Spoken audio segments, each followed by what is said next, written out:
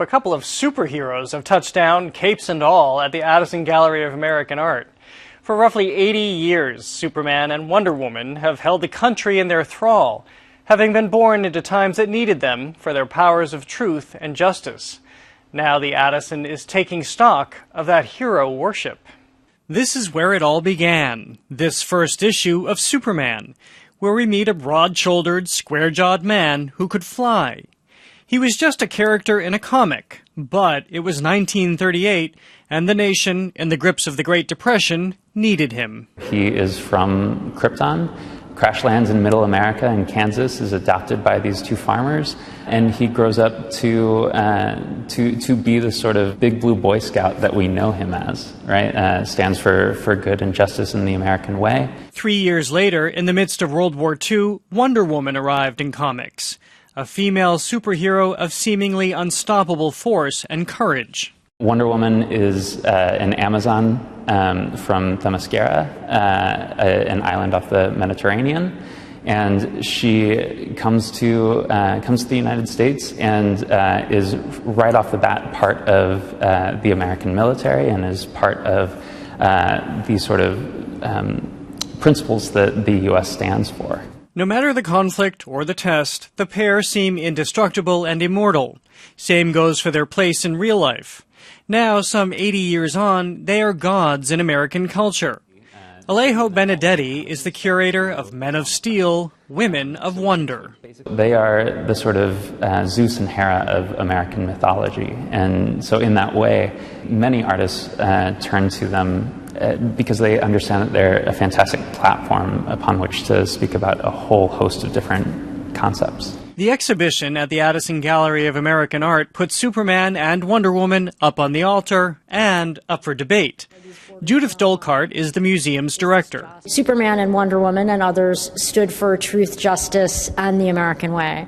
The exhibition asks whose truth, whose justice, what American way? Especially given that these two paragons of American virtue aren't actually American by birth. They are immigrants. Beyond immigrants, one's an alien. And I think one of the most interesting parts of the exhibition is the way in which artists really push on that and interrogate those qualities, particularly in a time when we're constantly talking about where people come from and who embodies American values. And yet these two superheroes have been on call for the better part of the last 80 years. Especially, Dolkart says, since 9/11, when there's been an epic resurgence in superheroes on film. You will give the people of Earth an ideal to strive towards. They stand as American symbols for patriotism, for caring for the vulnerable, for standing in for the oppressed, or for those who may be targets of invisible forces. Why do you think it is that we as a collective people need the embodiment of these two? It's a really good question. I think, we all hope for something to save us, for a kind of deus ex machina to come down and save us. What makes them relevant is the fact that we have moments when their humanity peeks through.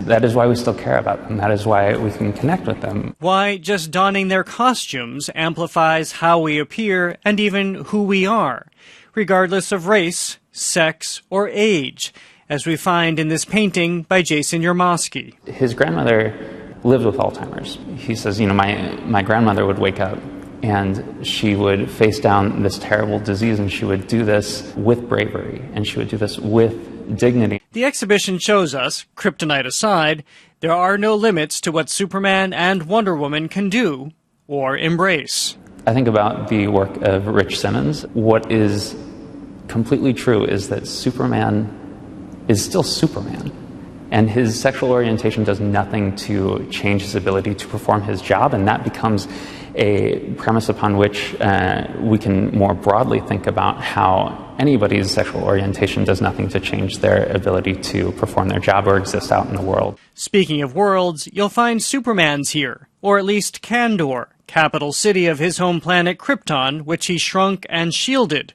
not as a citizen, but as a lone outsider. A gallery away, The show hits below the utility belt. Why am I sitting next to Superman's crotch right now? So you're sitting next to a very large version of Superman's crotch, and this is a work by Jim Shaw. It's called The Issue of My Loins. And you look inside, and there are different colors of kryptonite in there, and those are the sort of family jewels, if you will. But then lining the walls, you actually have drawings that were done by Jim's father, and they were all correspondence art classes. Classes in which the correspondence teachers loaded up on their criticism, often in excruciating detail. This is this layer of Jim thinking about his dad as being somebody that he really admired and somebody that he looked up to. He thinks about Superman as being this sort of dad-like figure at times, but thinking that even the most powerful being in the world, Superman, has a vulnerability as well. So as long as Superman has kryptonite, it's also okay that Father doesn't always know best.